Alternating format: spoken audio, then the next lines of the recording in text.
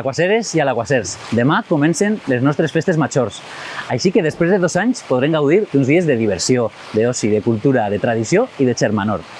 Estic convençut que gràcies al magnífic treball dels col·lectius festers i de l'Ajuntament d'Alaquàs anem a tindre les millors festes que hem viscut.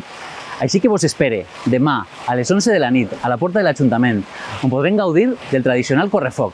A continuació, els col·lectius festers i vertaders protagonistes de la festa donaran inici a estes i tot seguit podrem ballar al ritme del Tio la Careta.